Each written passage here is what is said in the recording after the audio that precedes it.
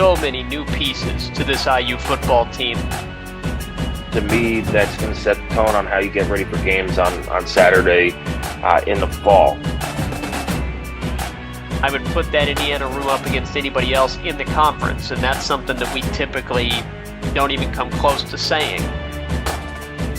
If you want to get total sickos committee about it, there's a position battle at long snapper too. This is the Hoosier Huddle Podcast, part of the College Huddle Podcast Network. Good evening and welcome to the Hoosier Huddle Podcast. I'm Sammy Jacobs. Along with me is TJ Inman, and we're here to talk college football playoff. Who would have thought that back in June when we started doing all of this for the season, TJ, that we would be talking Indiana in the college football playoff on Selection Sunday. So first of all, initial thoughts. We'll go through initial thoughts, then we'll go through the whole production that ESPN put on, and what our expectations for the college football playoff are. So, PJ, what are your initial thoughts? You asked the question of who would have thought that we'd be doing this. We didn't. We put out kind of win-loss predictions, and we were cautiously optimistic, knew that there was a ton of change. I think we both felt pretty good that IU was going to go to a bowl game. But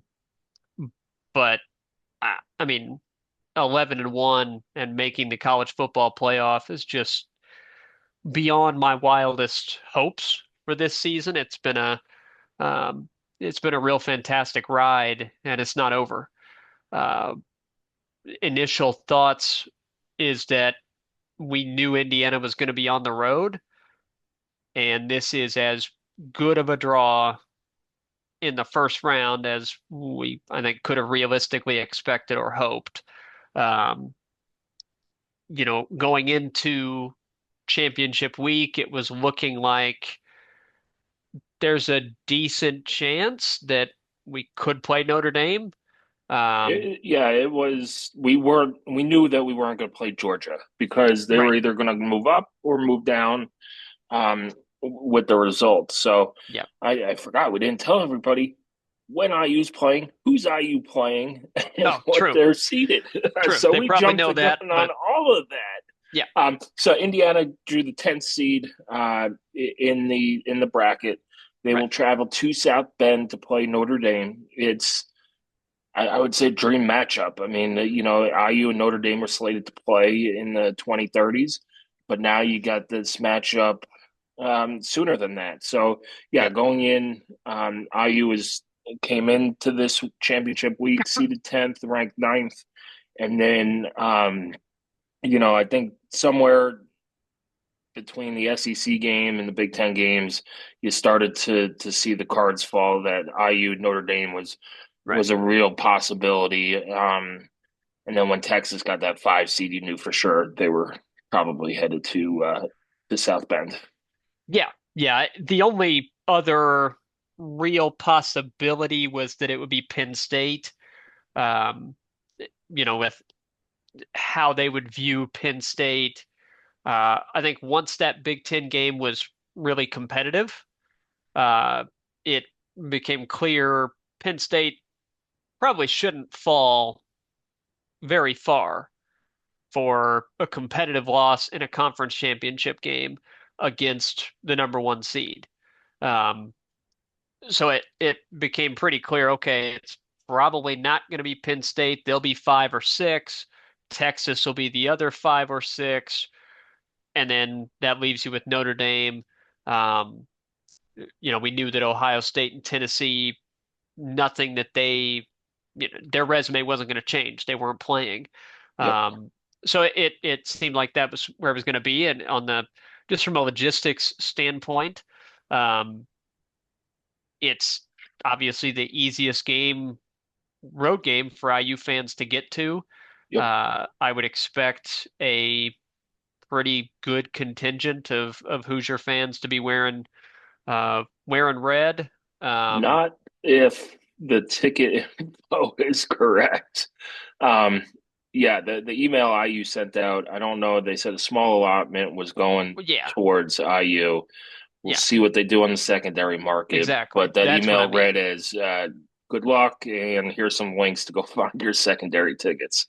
Yeah, yeah. I don't think obviously, they're locked into what they can do um, with the school getting a number of tickets, but I do think a decent number of IU fans are gonna get, overpriced tickets on SeatGeek, StubHub, Game Time, whatever, um, and make their way to South Bend. Maybe money that they had planned on spending to go to Happy Yeah, Valley for a game or to go to, Athens for a game, you reallocate those funds that you were going to spend to travel and pay for the tickets. But it's not a bad trip at all for the Hoosiers to make as a team. Um, get to South Bend. They are playing on a Friday night, and that weather's going to be a story. It's South Bend on December 20th at night. yeah, Uh, it's, I think you can very safely assume it is going to be cold. Is it going to be just your regular cold, or is it going to be like, sub-zero? Uh, the big question is going to be how windy is it, and is there snow? And that, with the way that the two teams play, it certainly could factor into how that game unfolds. Notre Dame, one of the best rushing attacks in the country, going up against Indiana's rush defense, which is one of the best run defenses in the country. That's the matchup that jumps off the page to you right away. And if the weather makes it so that passing the ball is very difficult, that will hurt Indiana's chances. Um, doesn't yeah. mean that IU can't go there and win, but Indiana would prefer to just be a Cold. regular cold, not windy, not precipitation. Um, that's what IU would prefer, but obviously, you're in the field, you've got a chance. And that's the big story coming out of it. And it's an in-state, I don't want to say a rival No, they necessarily, haven't but played since 1991, but there's a yeah, lot of in-state. You have a lot of storylines. Notre Dame football fans who wrote for IU basketball who are going to have to make choices and things like that. And I think that's where the rivalry is. Right. They haven't played on the field since 1991. And when they have played, Notre Dame has won 23 of the 29 matchups. IU's Yeah. last win was in 1950. Um, so it's not like Purdue, Notre Dame, or Notre Dame, Michigan State, or Notre Dame, even Notre Dame, Michigan. But Notre Dame, Right. Michigan's on another level than all of those games. Um, but yeah, it's the weather could be a factor. But IU's played in some bad weather. They didn't look great in Columbus in some soaking mist and things like that. But they played in the snow against Purdue with a little bit of wind. They played Yep. in very windy and wet conditions against Maryland, where they threw the ball pretty well. Um, I Minus a couple forgot. of interceptions. Yeah. Yeah. Yeah. It Well, was yeah. sure. I don't think the wind No. outside the first one, the wind didn't affect many of them. They played in the cold against, I guess, the wind against Michigan as well. But yeah, there have been some games where they've played in some weather and have come out relatively well. So, but this matchup again, it's Notre Dame's running game. They have two very, very good running backs. One of them should be in the Heisman conversation. Yep. Um, if he's not, in Indiana's defense, and then can you score enough points? Right. Notre Dame's only loss was to NIU at home, and it's probably the worst. It is the worst loss in the field. Yep. So we'll see where they go from there. But we'll have a full breakdown of the game. In general, coming up here in the next, was it 3 weeks, 2.5 weeks, Yep. before Yep. the 12, 20th. 12 days. Yeah. So Let's talk about the 12-team playoff, TJ. Hmm. Your thoughts about it, what works, what needs to change. Yeah, You have all these crying SEC fans. We'll use the buzzword strength of schedule, strength of record, and all that right. stuff. And college football is an imperfect sport, and that's what makes it fantastic. But if you're going to put together a playoff, you need to figure out some semblance of balance and schedules. And it's going to be it's an impossible task. But you look, you have two conferences play 8 games, two conferences play 9 games, and there's our colleague Nate Comp brought up a thing.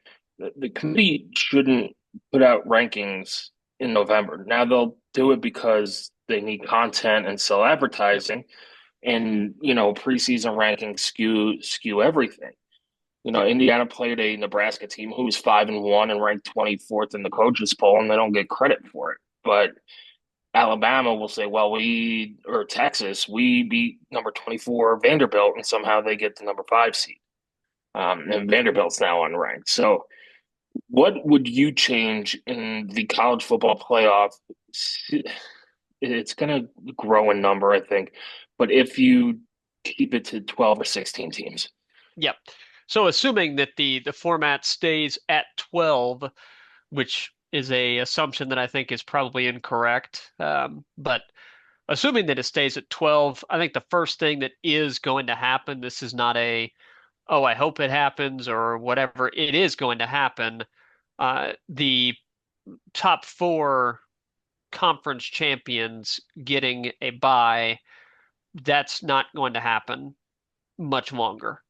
Um, as soon as they can possibly make that change, and I don't, I've gotten some conflicting information on whether or not they can make that change after 1 year or if they have to do it for 2 years, which is the current TV contract, before they can make a change on that side of it. I'm not sure, but they're going to scrap the four conference highest rated conference champions get a bye. The powers that be in the SEC and the Big Ten are scoffing at the bracket that has Arizona State and Boise State, the 3 and the 4 seed. That's not going to happen moving forward, and it shouldn't. I think that what I would like to see would be the top four seeds get buys. Period. You can yeah, have your auto bids. I like that aspect of it because it prevents it from turning into an SEC Big Ten Invitational. I like the auto bid. I do not like the auto buy. So that's going to go away. I think you'll see the top four seeds, and then your five highest rated conference champions will be automatically included in the field, but they are seated wherever they're ranked. yeah, Notre Um, Dame will sign up for that too. yes, yeah, and Notre Dame would then be allowed to have a bye, which currently they are not. Now, with their loss to Northern Illinois, they weren't getting a bye anyway. Um, I don't think, but according to the rankings, they would have this year. So um, I think that that's one I would like to see reseeding. Um, but if you make that change to the top four getting buys, it becomes less of a glaring issue to need reseeding. But I think you'll see that. Um, Beyond that, I don't think that there's anything inherently wrong with the current format if you make those tweaks on auto buys and seeding. I think that that would solve a lot of the problem. I know that no matter what format they use, there's going to be an issue. There's going to be arguments with those final couple of spots. Yep, it's You always see it with the NCAA tournament. There are 68 teams included in that darn tournament, which I love. And without fail, there's a bracketology show, and there are arguments of, well, how could you put in this team as the final 12 seed and leave out this 17 and 14 team from the ACC? Or how could you put in this team over this mid-major? How did they get left out when they went 27 and 4? There, whatever format you have, there's going to be arguments at the bottom of the bracket. That's the way that it is.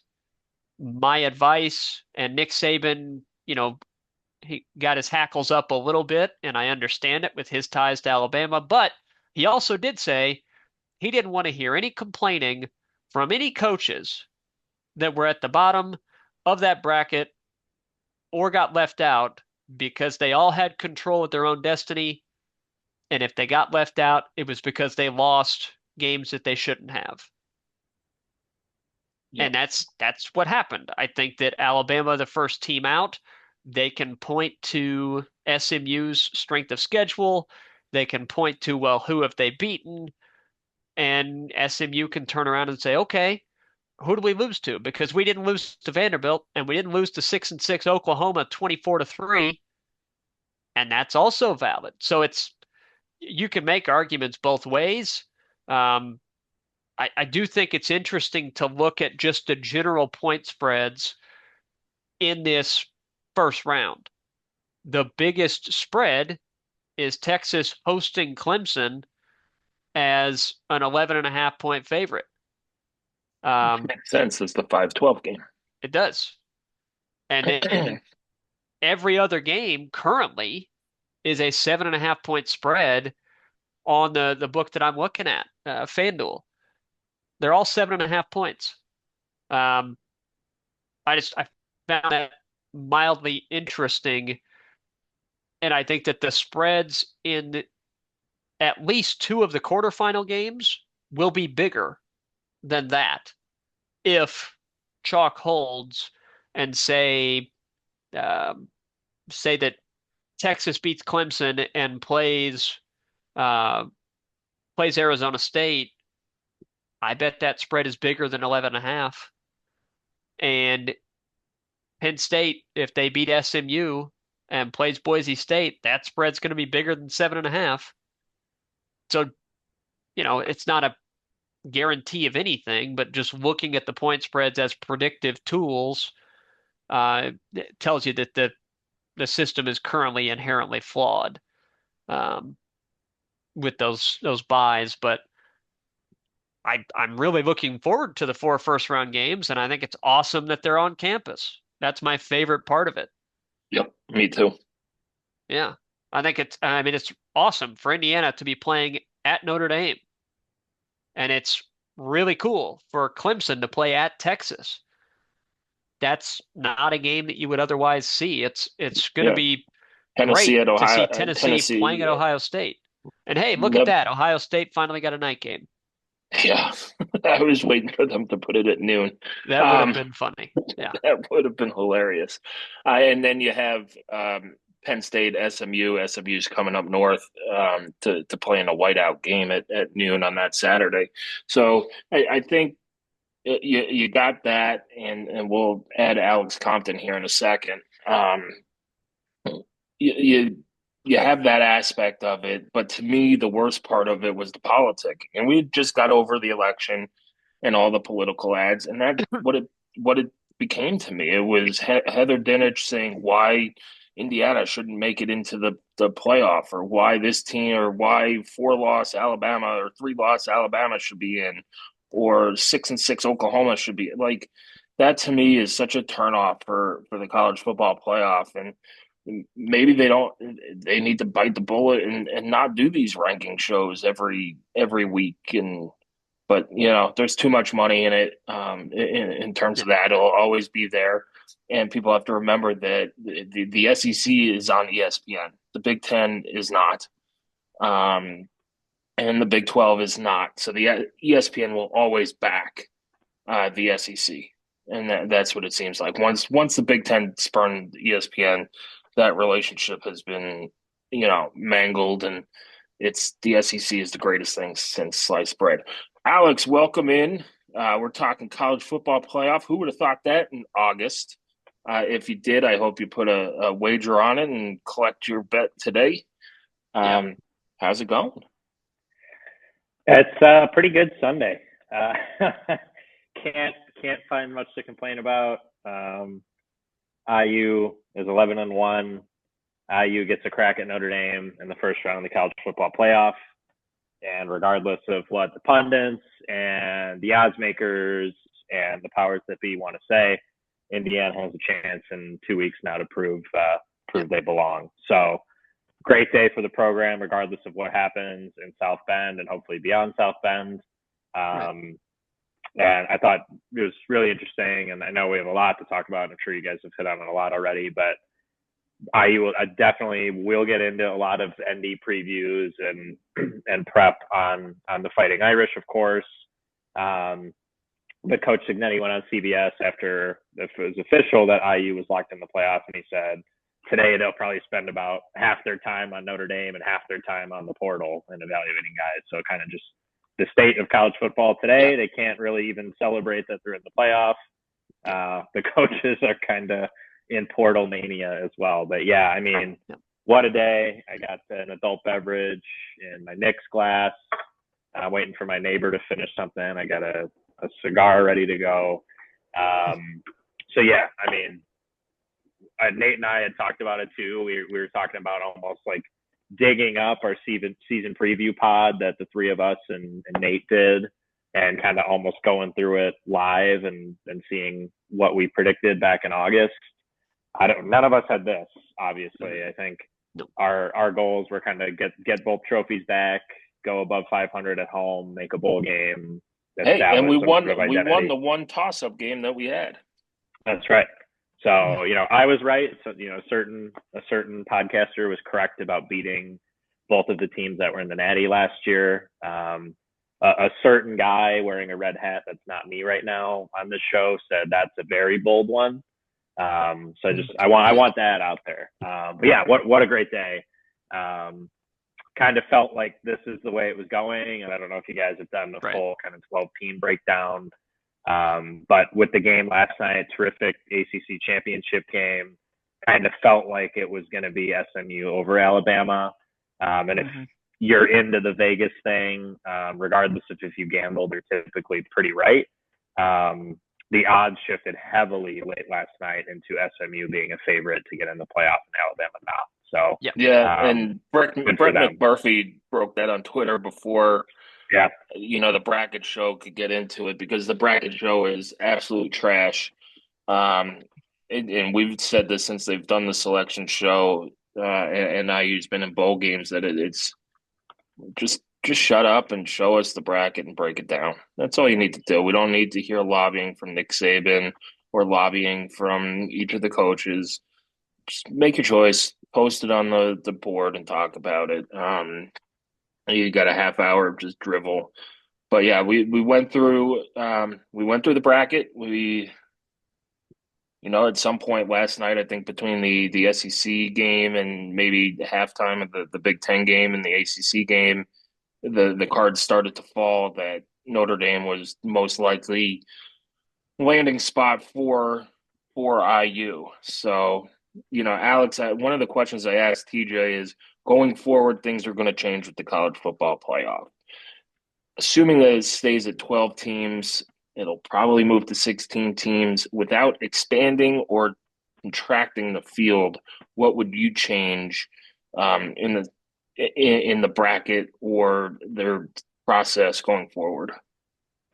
Yeah, I think the interesting thing, and I agreed this morning, I tried to watch some of the remarks by Ward Manuel, but he said, and I agree with this, but he said that they don't look at hypothetical matchups as you kind of go through the bracket. So if Ohio State beats Tennessee, they'll play Oregon again, which of course would be highly kind of anticipated matchup. But, a lot of people say Penn State got the best draw today. Probably that's true. Maybe that's true. But he said they seed 1 through 12, and they don't worry about potential second round matchups, potential semifinal, final matchups. They kind of just set the bracket. They set the rankings of the teams, and whoever plays. I get that. I do think eventually you'll probably see teams push for if they're not going to do the best four teams get the bye, or the top four ranked teams get the byes, I do think you'll see them push eventually for reseeding kind of throughout. So not a set bracket, but the highest remaining seed would play the lowest remaining seed. I think that's something that could probably help balance out that conference champion 1 through 4 debate. But I think it's cool. And I think I always say it, college football and college football fans are so caught up in week to week results and can't see the bigger picture of things. And we're guilty of it at times as well. But I don't think you can make changes after 1 year. I really don't think you're going to have another situation where Boise State sneaks in there. I really think you'll see kind of a more balanced Power Four in most years. So I would hate to see a bunch of overreactions to one season,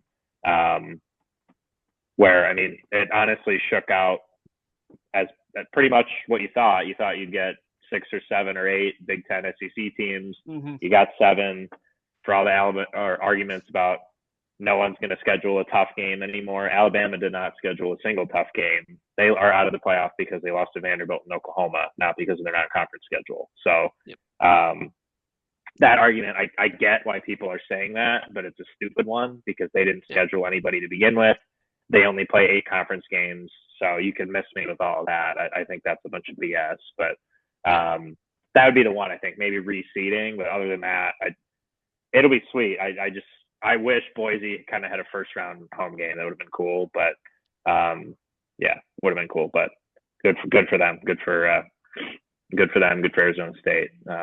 And I'm glad to see SMU get in as well. That was good. Mm-hmm.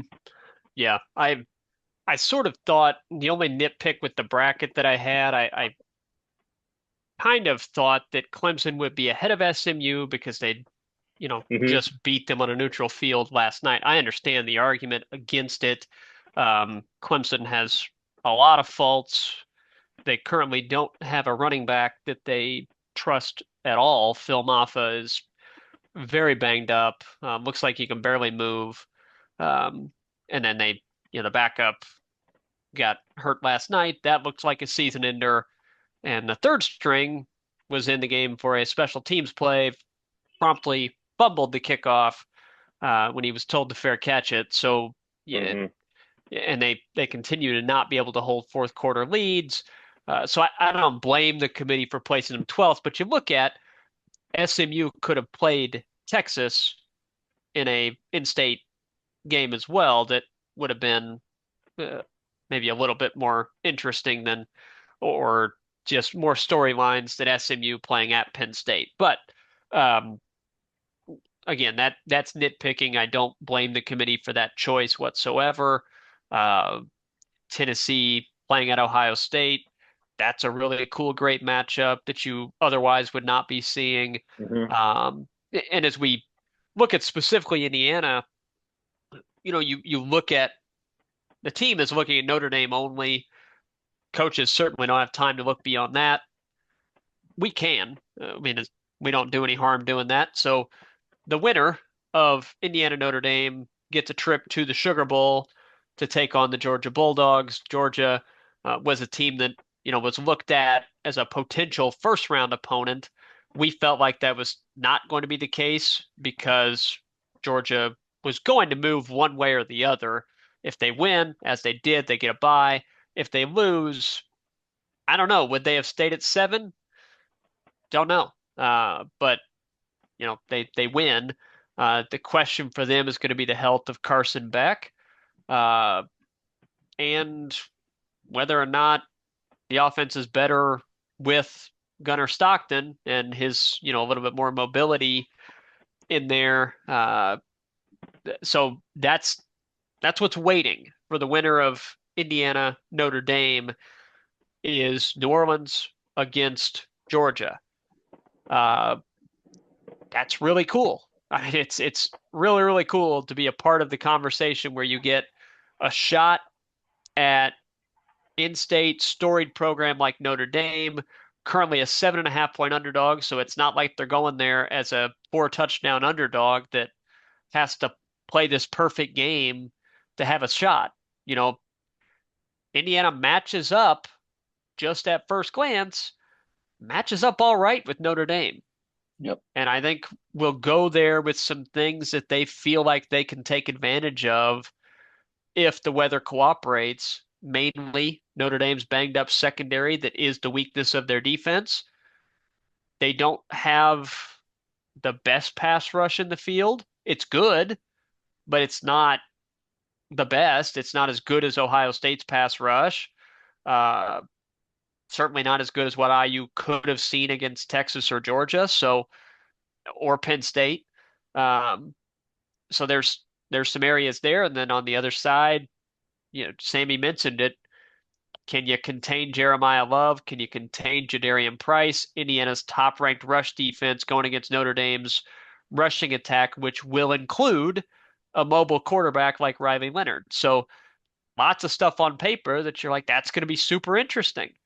And if you can find a way to get the biggest win in school history, I mean it would be.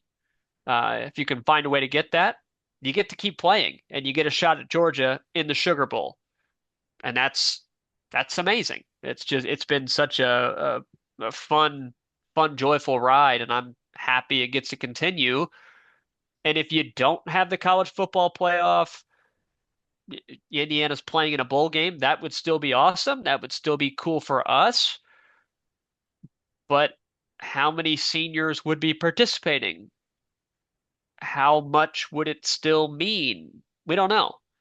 Um, so I think you look at just on the base level of excitement, look at all the fan bases that have a lot more excitement today than they would have at this time last year. And I think that's a win for college football. Yeah, my biggest fear with the playoff was you kind of lose meaning for the regular season. I think maybe a little bit there are a few games that were like, okay, if they lose, they're still in, but there are a lot more games of, you look at IU's back half of the schedule, and Michigan felt like a playoff game for IU. Not for Michigan, but for IU. If you win Yeah. that, you're probably in. Ohio State was a big game, but you kind of felt comfortable coming out of that. Even with the loss, you felt comfortable coming out of that, especially after the rankings came out that, hey, you're in as long as you show out against Purdue. SMU Clemson last night ended up not being a win and in type of deal, but it sort of was. Yeah, felt like it. At least for Clemson, it was a win and in. Yeah. Um, Well, Boise State getting in there, them throwing the goalpost into the river when it's 20 degrees and stuff like that. But yeah, my biggest fear was that the regular season would be diminished. I think if you start putting in these 3-4 loss teams, it does. That's why I think, and Nate said it, Alex, in our group text, uh, these preseason rankings need to be thrown out and not starting until like week 3 or 4, because you look at it, Nebraska's in there. They were ranked high, lost to Colorado or lost to us. End up going and lost to Illinois and end up losing, what was it, 5 in a row and barely get bowl eligible. yeah. Um, People were giving Northwestern the benefit of the doubt too, that they would carry over their 8-win season and things like that. So I mean, who knew that Vanderbilt would go and beat, at Alabama and Virginia Tech in the season? So I think there needs to be more information before they put these polls Well, out, other than that, well, yeah. they're, and Michigan was a top 10 team. They were, I think, ranked 8th in the preseason. Same with Washington. Like, oh, well, they were great last year. And I think with the portal, There you go. and how college football is, you don't know. And look, I take pride in writing all these previews early. It's really hard to do. It is really hard to see. Maybe it'll be easier with no spring portal window, but it if you're like Phil Steele or somebody writing your Indiana preview last year in spring practice, there was no CJ West, there was no Tyreek Tucker, and guys like that. Or if you you're looking early. Well, we don't know what Curtis Rourke's going to be, and nobody knew. And you talk to guys around the program who saw him in practice in the fall. They did not expect a performance like this. And he played great. So it's throw these preseason rankings out the window. Yeah, I think the portal, I think, changes things to the extent that you don't know as a media prognosticator or as a fan, even as a coach, you don't know how it's going to mesh. You don't know how it's going to come together until it starts to. And that could be a Florida State scenario where, hey, look, we went to the portal again, and in, season before in 2023, it went great. And we expect the same in 24 because we got a lot of talented guys in here from the portal. And it was a complete and total disaster. Yep. You could have it as that side, or it could mesh really well, and you have a case of Indiana, or I mean, I'll something I'm going to look at, and I'm sure somebody will beat me to the punch on this, but just look at the overall field and look at how much of it was shaped by transfers. Um, from a numbers perspective or just from a meaningful contributors perspective, I think it's going to be pretty substantial. So I do think that the preseason polls have gotten less meaningful, and if they still carry a lot of weight with the committee, then that's a problem. Um, I do think, though, that as you talk about kind of keeping the regular season important, which I think it is for each individual fan base, it's your team's game, regardless of the outside stakes. Your team's game is still critical to you on a week-to-week basis. Well, yeah, that's Like no matter what stakes there are, you still care. Did we beat Northwestern this week? Or did we beat whoever, right? That still yeah, matters. It's okay, the 3:30 game on CBS that doesn't involve my team and it doesn't involve my rival that I hate watch.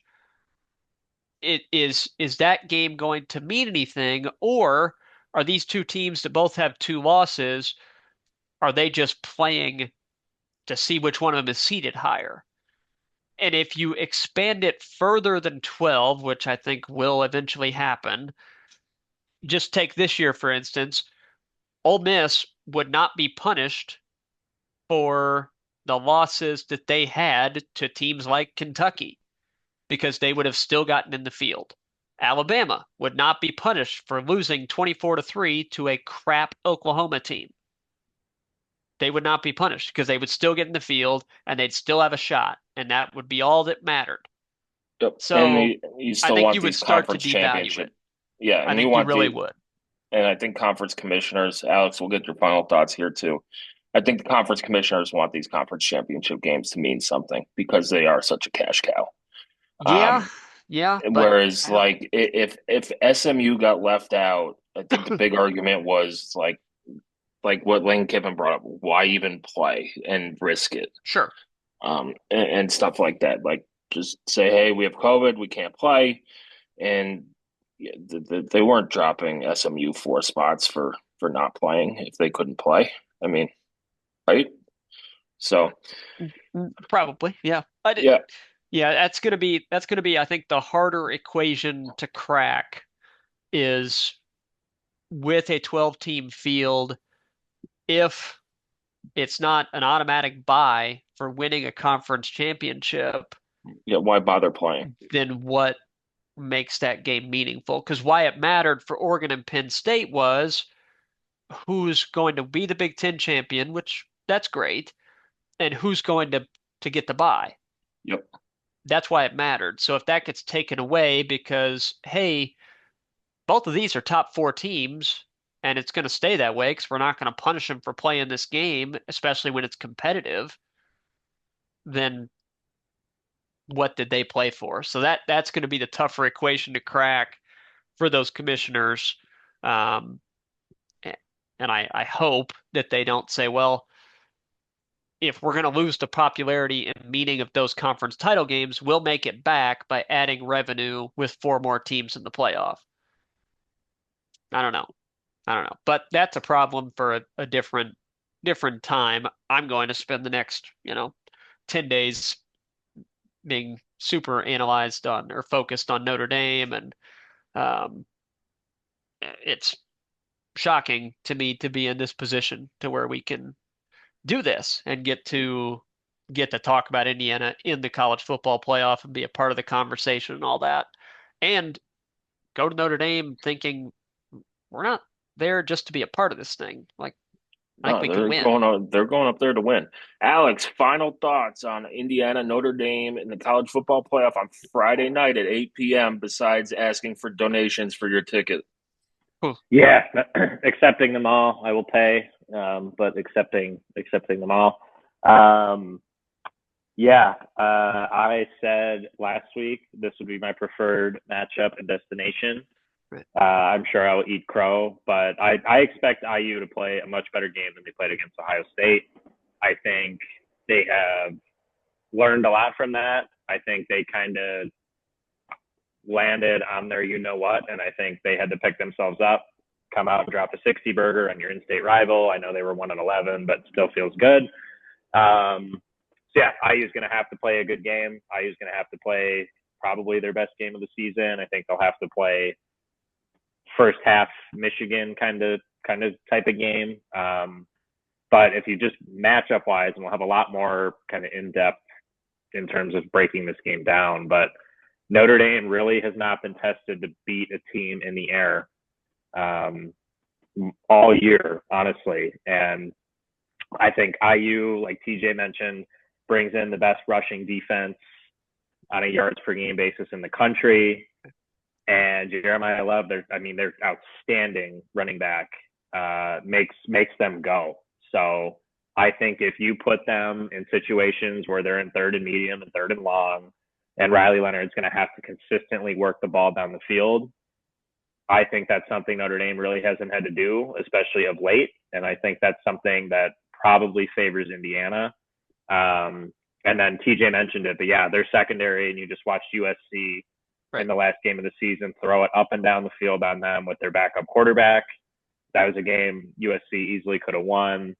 But yeah, if you look at just kind of the tail of the tape of what each team does well, I think this is a matchup that IU, I'm not saying they would have picked it or wanted it or preferred it, but now that we have it, I think there's no reason you shouldn't be confident that IU can win this game. And I'm not saying they're going to. I'm not making a prediction right now, but this is a matchup where I didn't see the bracket and go, oh my God, like, well, at least we had a good season. Like, no, I mean, this is a game you can go in there and win.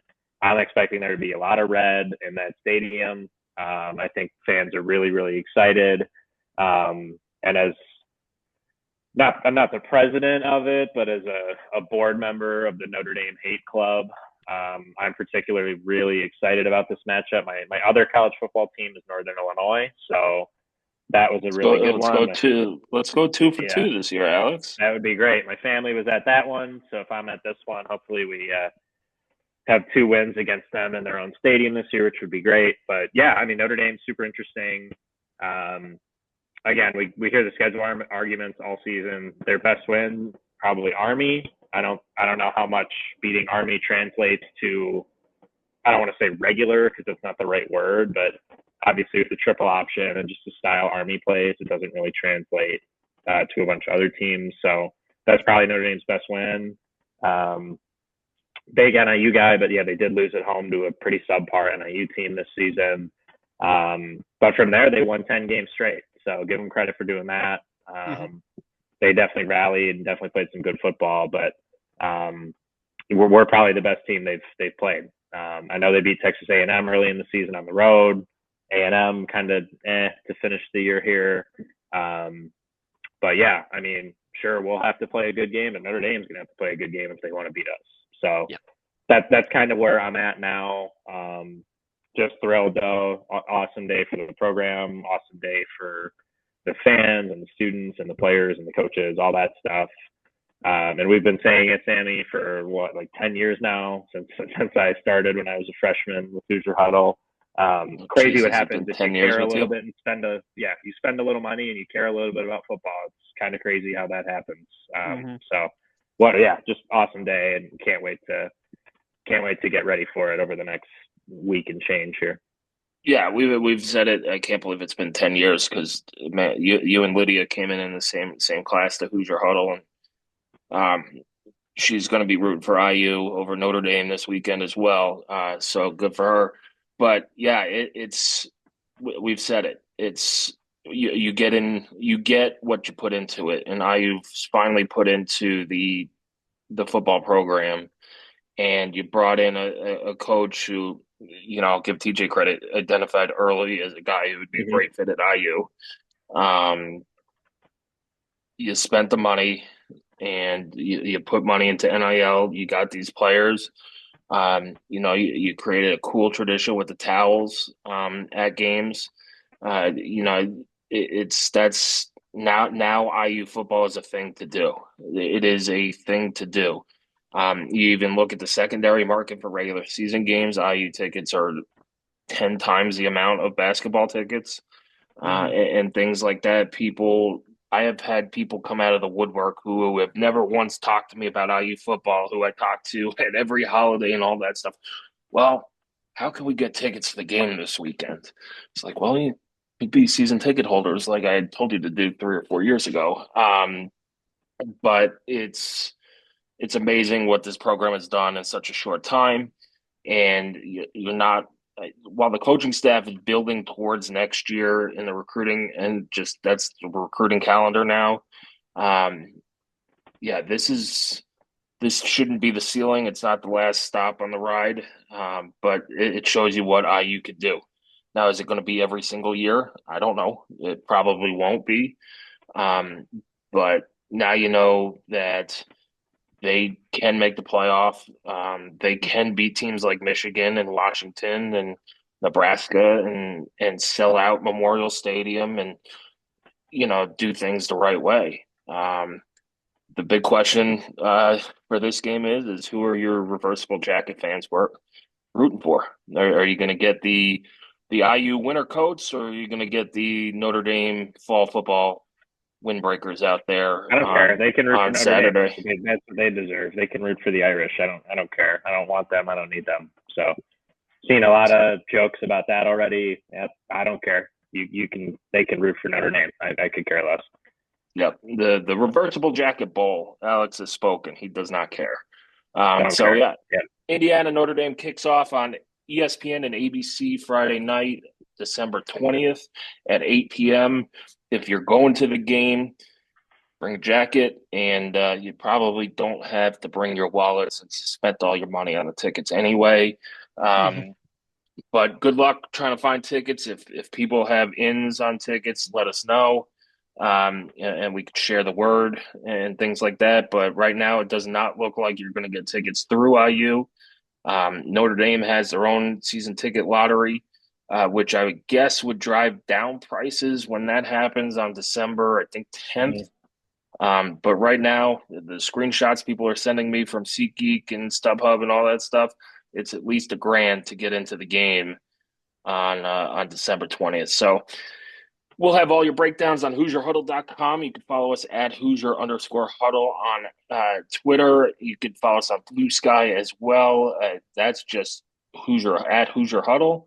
And then, rate, subscribe, like on YouTube, and enjoy the 12-day lead up to this game.